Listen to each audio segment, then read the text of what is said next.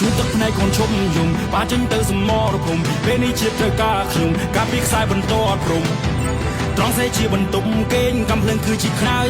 កើតមកជាទីហ៊ានស្មាត់ស្លាប់ខ្ញុំត្រៀមចិត្តរួចហើយជីវិតទុកជូនជាតិ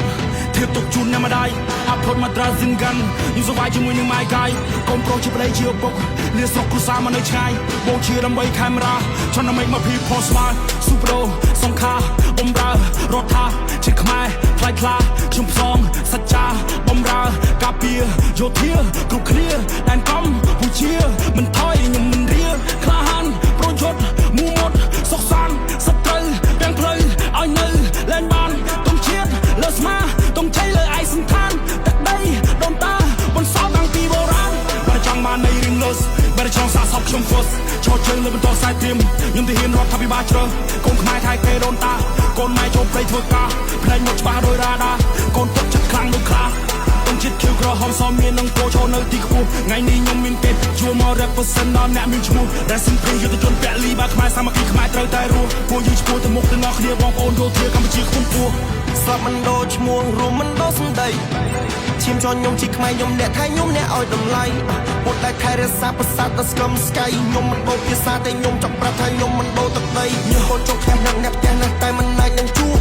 ម៉ែពុកសុកទុកយ៉ាងមិនហើយកូនប្រុសចង់មានជំនួសប្រពន្ធសម្លាញ់ចិត្តបងបងក្បែរនៅល្អមិនត្រឹមតែរូបអត់បាននេះសុំពងមិនបានថាខ្ញុំកូននៅថ្ងៃខួបបើសិនជាខ្ញុំស្លាប់សម្បូរជាខ្ញុំជាមួយពងជាតិតែបើសិននៅមានសង្ខារខ្ញុំស៊ូការពារកាមេរ៉ាតទៀតយើងមានការគោរពក្នុងចិត្តមិនដែលចង់វិវាទតែបើសិនអ្នកចង់ឈាមខ្ញុំមានសិទ្ធិតតាំងការពារជាតិ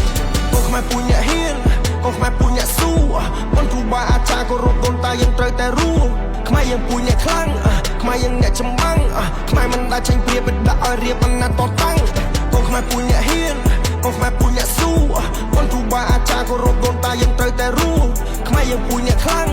ខ្មែរយើងអ្នកចម្បាំងខ្មែរមិនដែលចេញព្រៀបដាក់ឲ្យរៀបបណ្ណាតតាំង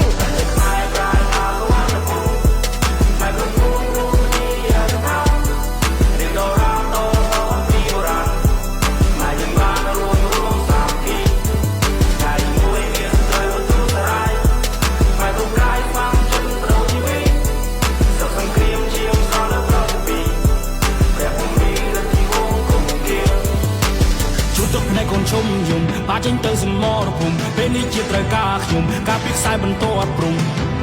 ត្រង់សេជាបន្ទុំគេងកំភ្លើងគឺជាខ្នើយកាត់មកជាទីហ៊ានស្មាត់ស្លាប់ខ្ញុំត្រៀមចិត្តរួចហើយជីវិតទុកជូនជាតិធៀបទុកជូនអ្នកម្ដាយអាប់ផុតមកត្រាស៊ីនកាន់យូរសវាយជាមួយនឹងម៉ាយកាយកូនប្រុសជាប្តីជាឪពុកលៀស្រុកគ្រួសារមកនៅឆ្ងាយបូជាដើម្បីខេមរាឆនដើម្បី